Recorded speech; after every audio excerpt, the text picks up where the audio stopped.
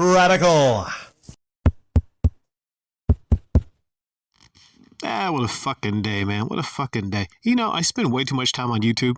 The last upload, all the details, took well over an hour and a half. But I think it came out very well, you know? A nice craft from the Radical one. I'm sure not all of you agreed, but I'm seeing a lot of comments, and I appreciate the interaction. I gotta tell y'all are really coming through with the comments in the comment section.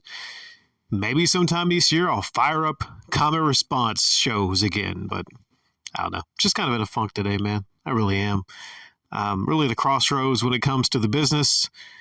The weekend really wasn't what I thought it would be. And what's worse than that, I'm now tied into paying for 2 spots.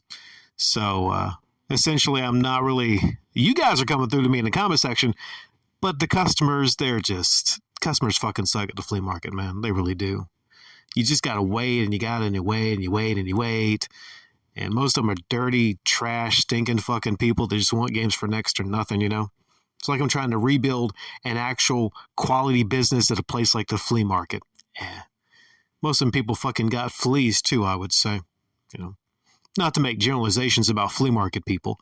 But anyways, what we got going on today is the top 10 360 games of all time.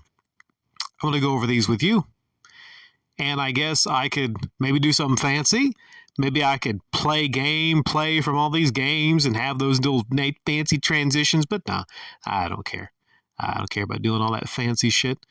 You just want to know, what are the top 10 best-selling Xbox 360 games of all time? And if you're looking at this right now, you can see them. I'm not even hiding the scroll. But we'll go over them and how much they sold.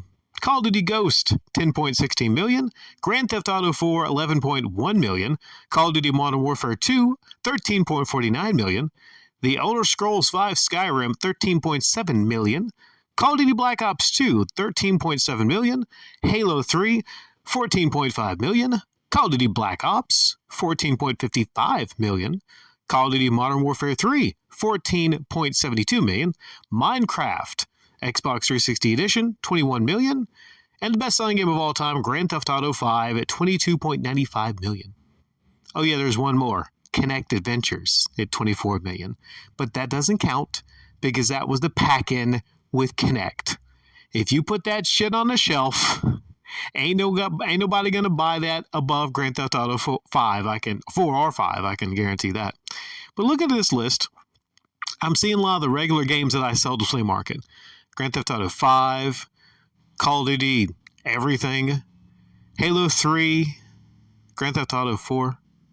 I don't sell a lot of Skyrim. So it sold back then, but I don't personally sell a whole lot of Skyrim. But out of those 10, or really 9, those are games that I should be able to get fairly easily online. And that's what I see in a lot of lots on Goodwill when I get my stuff at Goodwill. But the weird thing is some of those games, like Black Ops and Black Ops 2, even though there was a lot made, 13 to 14 million, those are still games that are sought after. They're still games that are sought after. And I know I shouldn't be doing this, but we're going to extend. We're going to go down and we're scroll a little bit. Halo Reach, 11. Halo 4 at 12.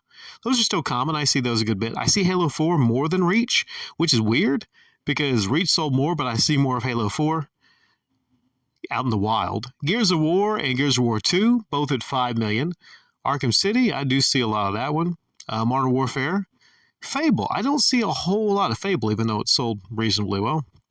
World at War, Sneak King, the Burger King game. And then stuff I see a good bit. What here do I not see, though? I see a lot of Lego. Uno? Are you fucking serious? Uno, the card game, at 27? Still, I see a good bit of these that are common and everything. Red Dead Redemption.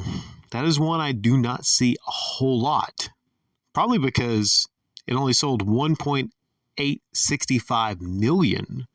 Now you say that's still a whole lot, but compared to GTA 4, for instance, that's 11.1 million. Yeah. Some of these Call of Duties, that's 10 times as much as the sales of that. So trying to figure out what also to charge for certain games. Also, you can link back to something like this. How hard is it to get some of these games? How common are some of these games? Now, you might see some Mass Effects that sold around the same as Red Dead Redemption or Dead Rising, but what's going to affect your ability to get that game is the amount of people that are still holding on to certain games, like Red Dead Redemption. They're still holding on. Even after they beat the game, they're still holding on to them. But something like, I don't know, like a Fallout 3 or Dead Rising, are those games, after you complete them, you're still going to really want to hold on to? Or even like a Lost Planet Extreme Condition. Those things also affect the value. Now, the weird thing is, I don't see a whole lot of BioShock. Maybe some of you see more of these games out in the wild than I do of certain ones. I see a good bit of Resident Evil 5. Star Wars, I see a good bit of that one. I'm kind of surprised that UFC 2009 Undisputed sold so much. Well, surprises me. It surprises me that Left 4 Dead in the orange box only sold 1 million. So it could be why I don't see a ton of Left 4 Dead. I don't see a ton of the orange box. So when I factor in my pricing, I'm going to charge between 20 to 30 for Left 4 Dead on the orange box. Yeah, so there it is, the best-selling 360 games of all time. Did any of these surprise you? Let me know. Do any of you think that some of these should have sold more than other ones? I mean, the top 10 is dominated by Call of Duty. Top 10 is. Now, the top 10 we got 1, 2, 3, 4, and 5. Wait. Well, I guess we'll count Kinect Adventures and the Kinect. But half of the top selling games for the 360 was Call of Duty. Wow.